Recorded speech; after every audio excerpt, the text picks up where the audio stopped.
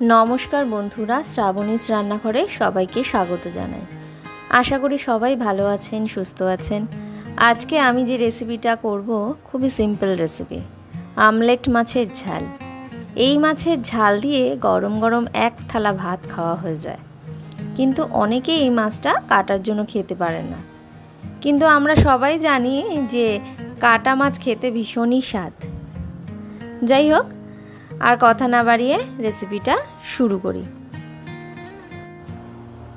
প্রথমে মাছগুলো কেটে ধুয়ে পরিষ্কার করে নিয়ে নুন হলুদ আর একটু আটার গুঁড়ো দিয়ে দিলাম।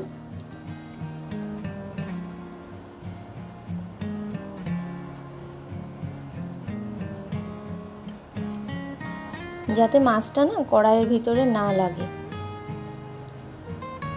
অনেকেই কাঁচা সর্ষের তেল মাখান, কিন্তু আমি একটু আটা মাখিয়ে নিই, তাড়াতাড়ি উঠে যায়। আমার মাখানো হয়ে গেছে নুন হলুদ। এবার সর্ষেটা বেটে নেব। কড়াইতে তেল বসিয়ে দিলাম, মাছগুলো একে একে ভেজে নেব। একটু লাল করে ভেজে নেব, কারণ এই মাছটা একটু কাটা মাছ তো, একটু লাল করে ভাজলে কাটাটা কম লাগে।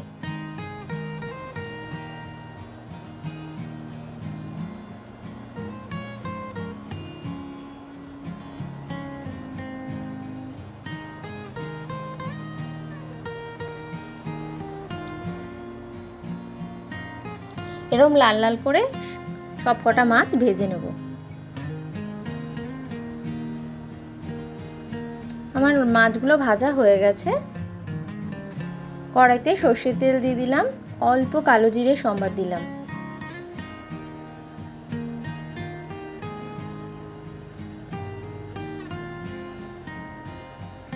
একটা ছোট্ট পেঁয়াজ একটু আমি গ্রেট করে নিয়েছি, সেটা দিয়ে দিলাম, খুব ছোট।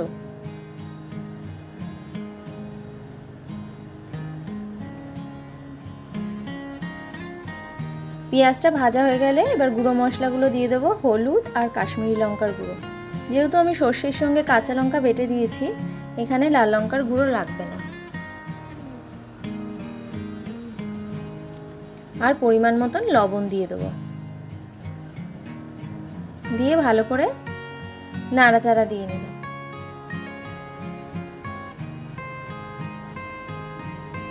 গ্যাসের ফ্লেমটা একটু কমিয়ে দিলাম।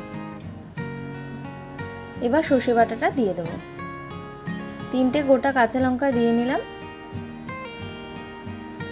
সর্ষেটা দিয়ে বেশিক্ষণ কষাবো না, জল দিয়ে দেবো। আমি না এখানে গরম জল ব্যবহার করেছি। গরম জল দেওয়ার পরে একটু ফুটলেই মাছগুলোকে দিয়ে দেবো।